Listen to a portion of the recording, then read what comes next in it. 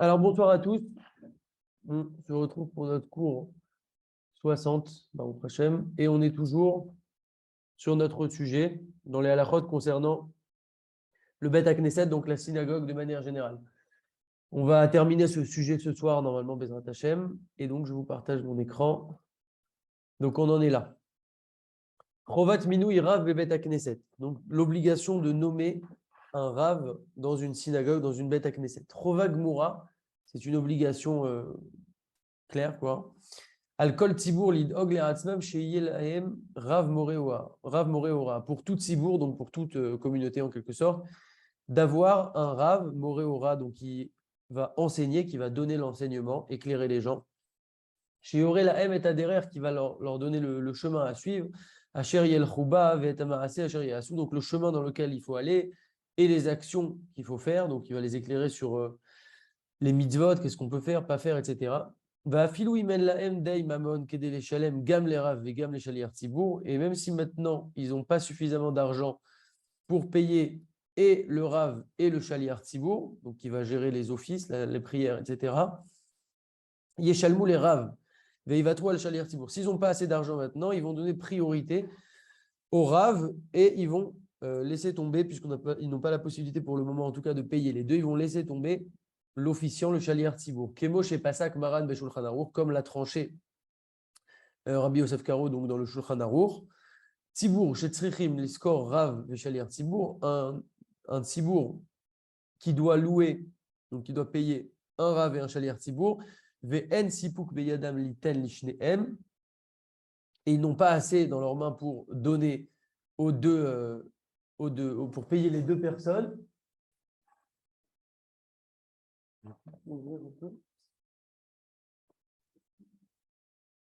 Ils n'ont pas assez d'argent pour payer les deux.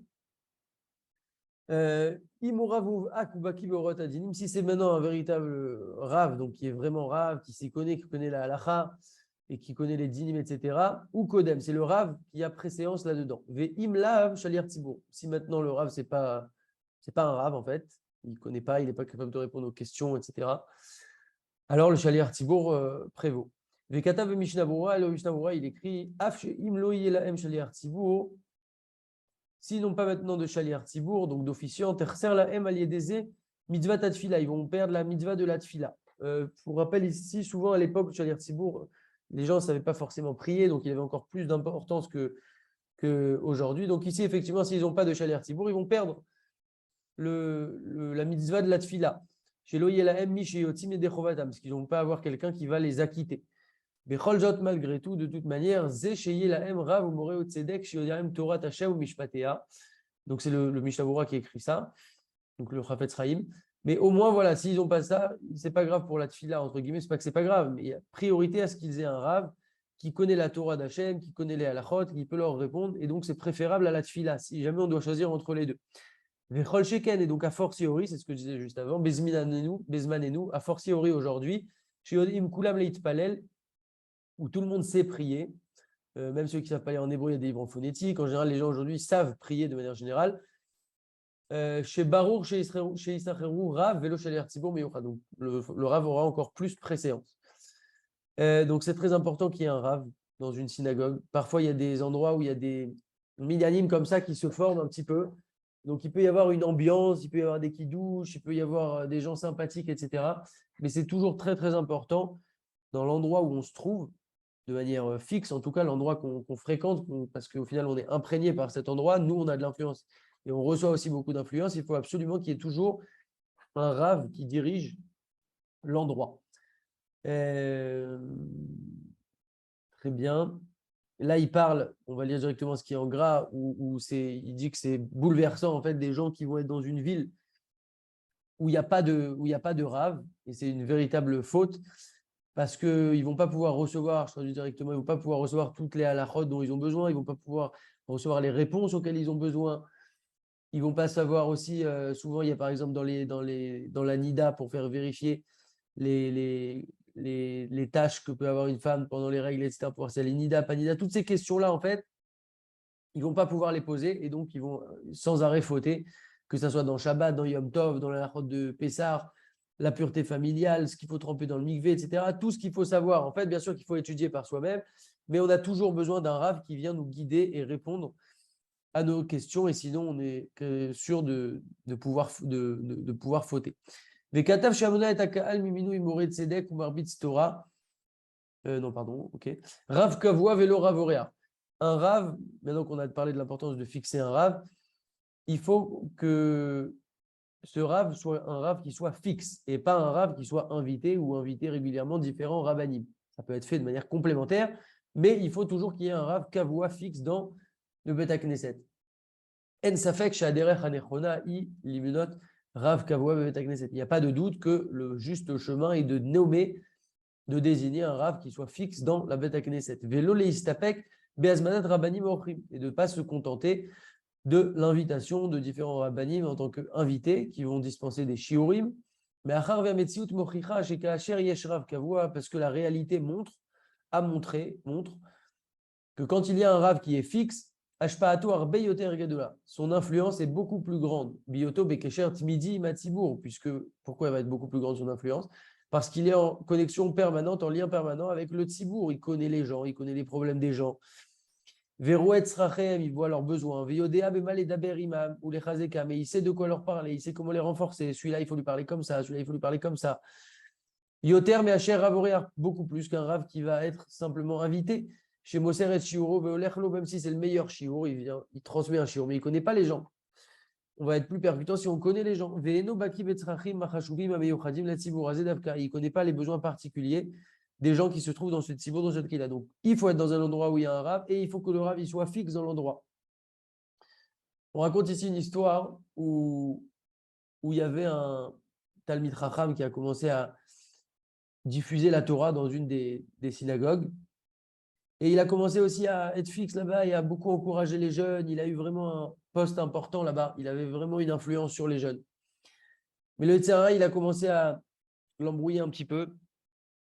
Et malheureusement, bon, il a fait son choix. Certainement qu'il a demandé conseil, etc. Mais en tout cas, il a quitté cette bête à Knesset et il a commencé à aller faire du Zikouï Arabim un peu partout ailleurs. Il allait là, il allait là, il allait là. Le problème, c'est pas qu'il allait là, c'est que de base, il avait un rôle en fait dans cet endroit, puisqu'il avait commencé là-bas, les gens comptaient sur lui. Et il a commencé à aller d'endroit en endroit, donc il venait plus. Il venait plus maintenant dans la synode où il était de base. Et un jour, un an après cette histoire où il a commencé à changer d'endroit, il était en train de marcher là, ce Chacham était en train de marcher dans la rue, et il a vu un petit jeune qui connaissait de la communauté. Et il le voit sans kippa. Alors, il réfléchit avec lui, il réfléchit, il voit qu'il le reconnaît. Il se dit, ah, mais lui, je le connais, il est de la Sina où je donnais les cours avant. Et maintenant, il se rappelle que le père de ce petit garçon, il lui avait dit à l'époque, à ce Rav, il lui avait dit, tu sais, depuis qu'on suit tes shiurim, alors l'ambiance, elle a complètement changé à la maison, parce que oui, au passage, c'est vrai que l'influence est énorme, non seulement sur nous, mais après nous, si on est dans la Sina, après on rentre chez nous, on voit des gens, on voit des amis, on voit des personnes. Donc finalement, les conséquences, elles sont démultipliées. Donc, il voit ce petit garçon sans kippa et il se rappelle que son père, à l'époque, où il donnait des shiurim dans cette sina-là, son père lui avait dit, tu sais, grâce à tes shiur, on arrive à progresser, l'ambiance, elle a complètement changé à la maison, il y a plus de simcha, il y a plus de tzniout, on étudie plus la Torah, on essaye de vraiment faire comme il faut selon la halacha, toute la maison, elle s'est élevée. Et maintenant, le petit, donc il va à la rencontre du garçon qui reconnaît, il lui dit comment ça va, il prend de ses nouvelles, etc. Et maintenant, le garçon, il lui dit, tu sais, maintenant, moi, ça y est, j'ai commencé à travailler, je travaille toute la journée. Bon, et il se rend compte, en fait, que il lui dit, est-ce que tu mets les tefilines? Et il lui dit, non, ça fait des mois que je n'ai pas mis les tefilines. Et il lui dit, même plus je fais Shabbat, même plus je prie, etc. Et en fait, on apprend ici que ce petit garçon-là, il y a eu ces conséquences-là, en grande partie parce que le Rav, il est parti. Certainement que si le Rav était resté, il aurait continué à avoir cette influence, non seulement sur le père de ce garçon, mais aussi sur le petit garçon par la suite. Et donc, on voit de là l'importance et l'influence que va avoir un Rav dans une Keïla. Petit aparté, de manière générale, on sait qu'on nous dit « Assez les Rav, fais-toi un Rav ». Donc, il faut avoir un Rav. Il faut avoir un Rav précis, déterminé et désigné. On sait à qui s'adresser. Il faut que ce soit quelqu'un qui soit disponible. Je ne peux pas dire mon Rav, c'est le grand de la génération. Je peux l'avoir comme Rav, le respecter comme Rav, aller le voir, demander une bracha, etc. Mais quand on dit Aselech Harav, il faut que ce soit voilà, quelqu'un qui soit disponible, qui soit accessible, qui puisse répondre à nos questions. Il faut avoir comme ça une référence. Souvent, on va avoir une référence en halakha. Quand on va avoir une question d'halakha, on va avoir un rab fixe qu'on va aller voir. Après, des fois, on peut avoir un peu d'autres rabbanim quand ça va être une question plus de hashkafa, de vision, de morale, quelque chose comme ça. On peut avoir une accroche particulière avec un rab. Mais en tout cas, c'est très important d'avoir un référent. Ok, donc l'importance d'avoir un rab. On se reconcentre, messieurs, c'est parti. Yetzerara, on est sur la bonne voie comme d'habitude. Ok. Minou Gabaot, les bêtes à Knesset. Donc, nommer des responsables pour le bête à Knesset. Donc, c'est très important de nommer. On a besoin de responsables dans une keila, dans une communauté. Réchit tout d'abord, Pachout chez Agabaï Tsarir, Liot Adam Ire Shamaim. Le Gabaï, il est celui qui va être donc responsable. C'est évident déjà qu'il a besoin d'être quelqu'un de Ire Shamaim. Shomer Torah ou mitzvot, et quelqu'un qui garde la Torah et les mitzvot. Veim enoken, et s'il n'en est pas ainsi, bevadai chez eno raoui, ve eno yachol le shamash kegavai. S'il n'en est pas ainsi, s'il n'est pas iré shamaim et qu'il ne fait pas Torah et mitzvot, c'est évident qu'il ne peut pas servir en tant que gabaï dans la sina. Va afilu kechaver be'an halat vaad beit knesset. Et non seulement il ne peut pas servir en tant que gabaï, mais il ne peut pas servir non plus en tant que membre du comité. Vechol tafkid Rouhani Acher, et tout autre tafkid aussi pourra prendre aucune part de responsabilité dans la Sina s'il n'a pas les critères minimum voilà, de Ireshamaïm et de respecter Torah et Mitzvot.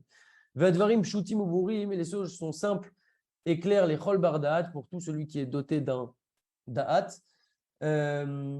qui en Efchar chez Adam, chez Over al Retzan Hashem, qui Efchar, pardon, comment serait-il possible qu'un homme qui transgresse la volonté d'Hachem, vélo mekaya mitzvotav, et qui n'accomplit pas ses mitzvot, Issa be'achayut kaveda zo al tzibur shalem.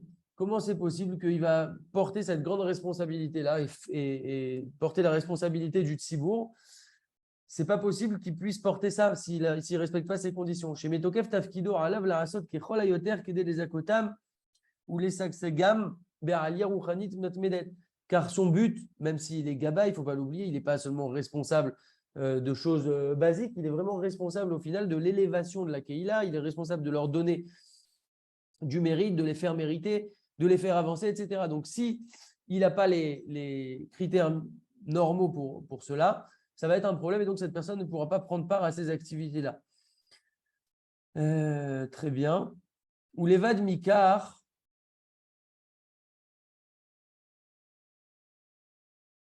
Ok. Ou les Vad Mikar, chez Agabaï, Chayav Liot Ireshamaim Beshomer Torah. Et à part ça, que le Gabaï, il doit craindre le ciel et il doit être Shomer Torah, qui doit garder la Torah et les mitzvot comme il le faut. Également, il faut quoi? Tsarir Sheyavin Hetev Hetev Bechashivut ou Ma'alat Limud Torah. Donc, premièrement, on a dit il doit être Ireshamaim, il doit craindre le ciel. Deuxièmement, il doit être Shomer Torah et mitzvot, il doit faire la Torah et les mitzvot. Il ne peut pas prendre un Gabaï qui ne fait pas Shabbat, par exemple, ou autre. Maintenant, troisièmement, il doit comprendre, il doit être sensible et il doit comprendre l'importance du Limouda Torah, de l'étude de la Torah. Veyakir bisrut shenitnalo les akot et tatsibour, il doit être conscient du mérite qu'il a, de la possibilité de pouvoir faire mériter le public dans le Limouda Torah et l'accomplissement des mitzvot. Il faut qu'il sache quelle valeur ça a son rôle, en fait, parce que plus il va avoir conscience de ça, plus il va permettre des choses, le développement de la Keïla, etc. Veimeno seken, et s'il ne fait pas ainsi, Yada shelorak sheeno goref leatzmo sruyot betafkido, et là la FR goref leatzmo rak rataim. Non seulement c'est pas juste qu'il ne va pas ramasser des mérites, mais au-delà de ne pas avoir de mérite, il va en plus s'entraîner à lui que des fautes et des avérotes. Et malheur à lui et malheur à son effèche, parce que finalement il devra rendre des comptes sur cela. Donc c'est important qu'il prenne à cœur sa mission et qu'il sache l'importance de ce qu'il fait, parce que quelqu'un qui a des grandes possibilités, il a des grandes possibilités d'agir dans le bien ou dans le mal. Et quelqu'un qui a des grandes possibilités va pouvoir à la fois permettre des très grandes choses ou aussi empêcher des très grandes choses. Katava Meiri, le Meiri, il écrit En Raoui, les Hamid Parnas à la Tzibour, il n'est pas convenable de nommer un Parnas. On va expliquer ce que c'est sur le Tzibour, sur la Keïla. Donc Parnas, Shem Klali Lechol Adam, Achai Bemisra Kol Shei à la Tzibour. Donc Parnas, c'est le nom qu'on donne à toute personne qui a une responsabilité, une mission concernant le Tzibour. Donc on ne peut pas nommer un Parnas sur le Tzibour. Et là, Mishenoda Bemidotav. Si ce n'est quelqu'un qui est connu en quelque sorte pour ses bonnes midotes. Il faut que ce soit quelqu'un avec des bonnes midotes. Donc là, c'est encore une autre source sur tout ce qui est gabaïm, responsable, etc. Donc le Meiri, il nous dit ça, qu'il faut que ce soit quelqu'un qui ait des bonnes midotes, qui soit anav, qui soit humble, shafel ruach vesavlan, qu'il ait, entre guillemets, la tête baissée, qui soit savlan, donc qui soit patient. Parce que lui va avoir affaire à plein de types de personnes, avec plein de types de caractères différents, un nerveux, un fou, un impatient, un imponctuel, etc., etc. Donc, il faut qu'il ait beaucoup de recul, qu'il ait des bonnes midotes pour s'adresser à tout type de personnes. Il faut qu'il soit prêt à ça, qu'il soit préparé. Et également, il faut qu'il puisse avoir un amour pour toutes ces personnes, malgré leurs midotes, malgré leurs choses. Il faut qu'il puisse aimer chacun, sinon il ne pourra pas bien s'occuper d'eux. Et aussi, à l'inverse, il faut qu'il soit aussi apprécié d'eux. Ve'af ki midat haneemanut meshubachat bechol adam, et bien que la mida d'être neeman, donc d'être de confiance, c'est quelque chose qui est louable pour tout homme, bechol adam tzarichla, et tout homme a besoin de cette mida-là d'être neemanu, donc d'être une personne fiable de confiance. Mikol makom mishu parnas ala tzibour, de celui qui est maintenant qui a une responsabilité, un rôle pour le tzibour. C'est-à-dire chez Yemeoutar Bemidazo. Lui, il faut qu'il soit couronné de cette mida. Sous-entendu, il faut qu'il l'ait encore plus forte. Il faut que ce soit vraiment quelqu'un de très, très sérieux, de confiance à 100% sur qui on peut compter. Chez l'autre, et par Korato, pour ne pas que surviennent des brèches et des problèmes à cause de lui. Très bien. Vekatav Rabbeinu Shlomo Luria, il écrit comme ça, Rabbeinu Shlomo Luria. Veomar Ani, et moi je dis, l'oracle Zo, chez Loïd Gaïa la Tzibour, c'est pas juste qu'il ne doit pas s'enorgueillir sur le Tzibour et se croire supérieur au Tzibour, aux gens. Et là, c'est-à-dire que les Kabel à Alav, liot Savlan, mais il doit recevoir sur lui, prendre sur lui d'être Savlan, d'être patient. Shomer Fato, Veeno Meshiv, garder des fois sa colère, ne pas répondre, etc. Donc là, on a vu en fait toutes les caractéristiques que doit avoir un Gabaï, un responsable communautaire. Chez là. Question. Aïm Amoutar les Gabaï, il est assur à la dame Messouyam. Est-ce qu'il est permis à un Gabaï, donc à un responsable, d'interdire à une personne déterminée, chez Nomotsechen Berenav, pour qui ne trouve pas grâce, donc qui ne s'entend pas avec quelqu'un, par exemple le Gabaï, il veut lui interdire de rentrer dans la Beth Knesset, dans la Sina. Réponse. Afilou Adam chez Yeshlo Chelek Beth Knesset, même une personne qui aurait une part dans la Beth Knesset, Kegon chez Ishalem Leveni Amikaspo, comme par exemple quelqu'un qui a payé pour la construction de la Sina, même lui, il ne peut pas empêcher aux gens, même s'ils ne les aiment pas, d'utiliser l'endroit. Et même s'il a participé dans le paiement de la Sina. Également, pareil, celui qui a donné maintenant des livres à la Sina, il a offert des livres, il a payé un don pour acheter des livres. Il ne peut pas interdire aux autres d'utiliser ces livres. Et s'il leur interdit, Dvarav Betelim, son interdiction, elle est complètement annulée. Les autres ont le droit d'utiliser, il ne peut pas leur interdire. A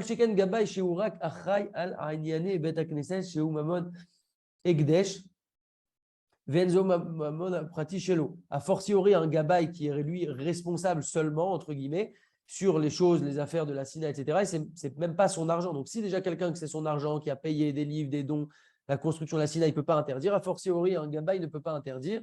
Ou Behemet chez Afilou, Micheish Il, Ed Beto les Tzibour chez Itpalel Uboz Lesman Mesuyam. Et même maintenant, dans un cas où il y a quelqu'un qui a prêté sa maison, par exemple, ou un endroit, il avait un appartement, il a prêté pour que ça soit une Sina pour un temps déterminé.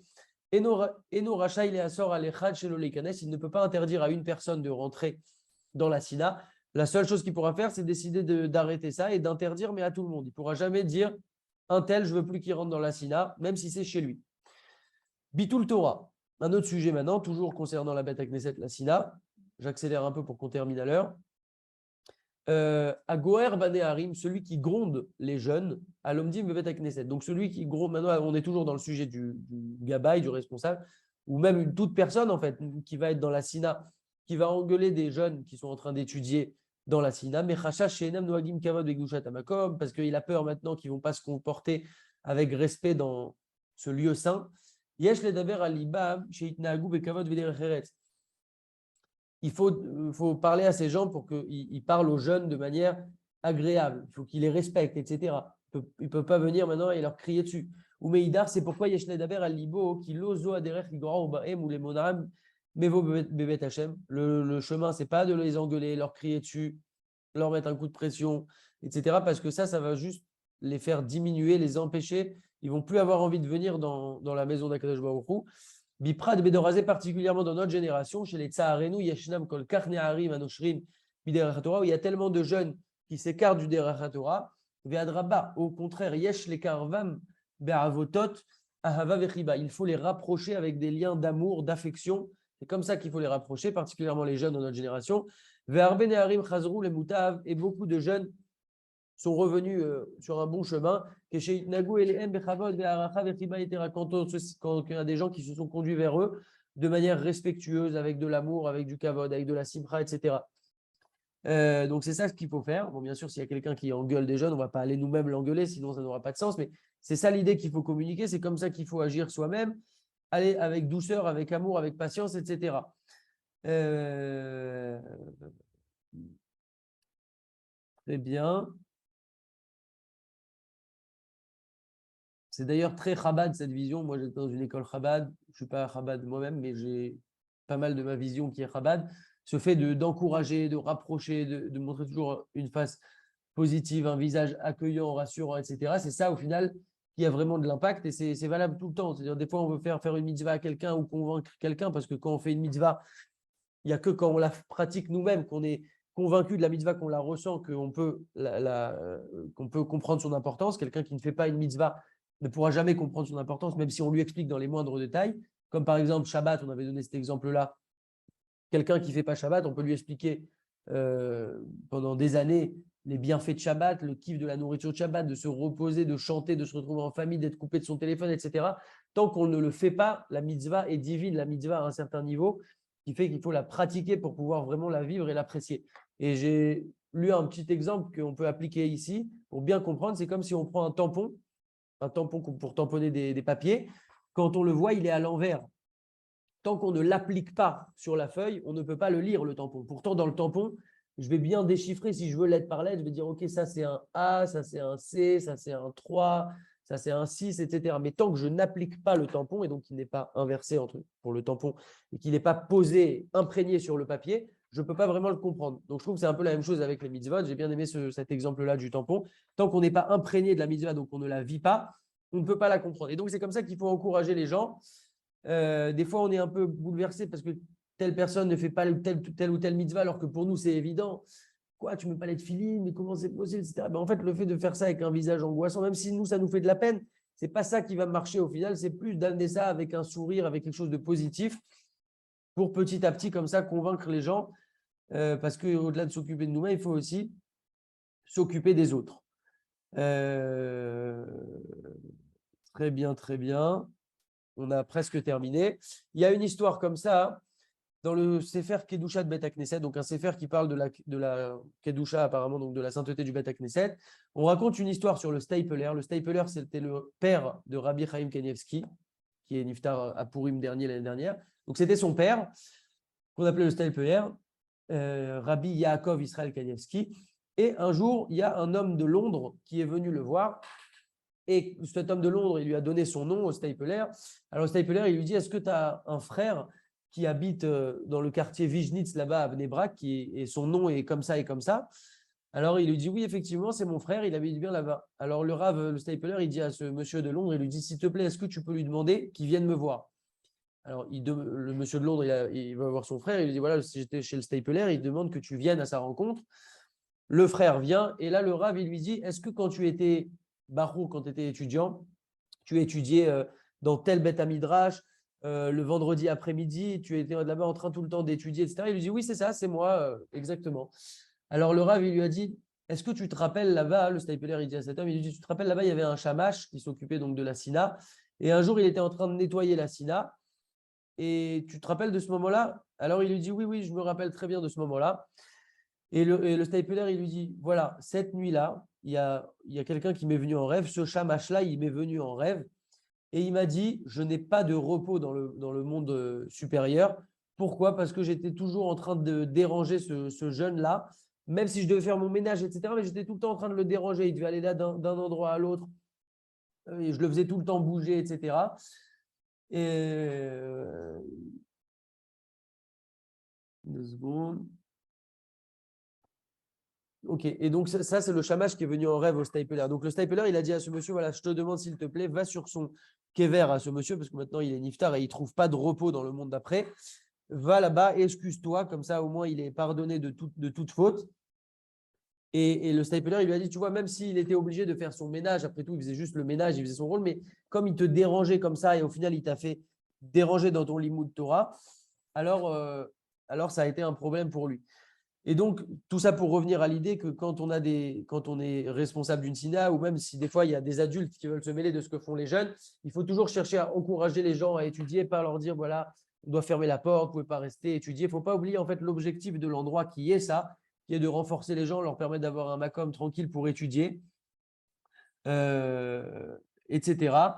Et ça donne un grand mérite à tout le monde. Ashreem Baolamazé, heureux soit-il dans ce monde-ci, Vetov Laem Laolamaba, et bien soit-il dans le monde futur également. Donc, on va permettre aux gens de pouvoir comme ça étudier, même d'organiser aussi. Chacun en a la possibilité d'organiser toujours des choses, de mettre en place un chiour, de regrouper des gens qui veulent étudier tel et tel sujet. Il ne faut pas oublier que là, on étudie par Zoom, c'est super, mais d'étudier physiquement, c'est encore beaucoup mieux et beaucoup plus, on ressent beaucoup plus la chose.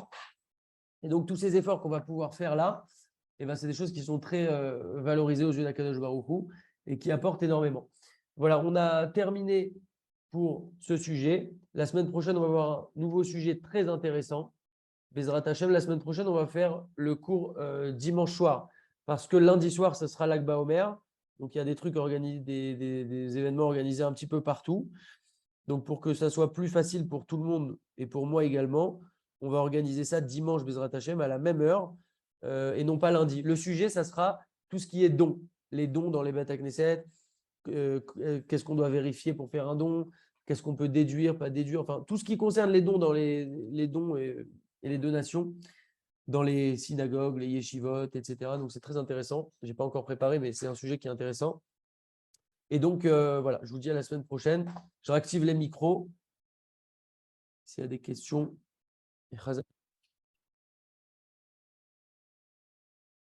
Aussi, je voulais vous demander un truc.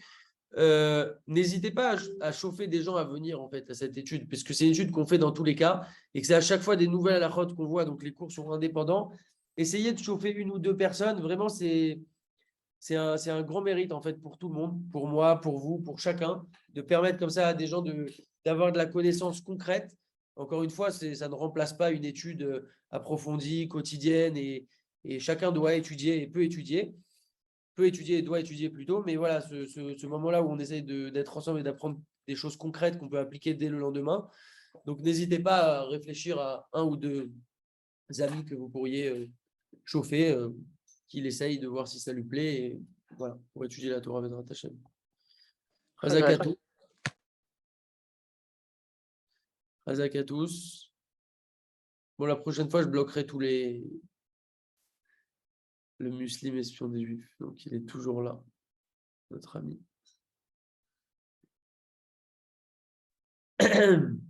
Ok. Bon, et bien, Chazak à tous. Et à la semaine prochaine. Vedrat Hashem. Dylan, t'as levé la main? Non, c'était tout à l'heure. Ok. Chazak, Chazak. Bye.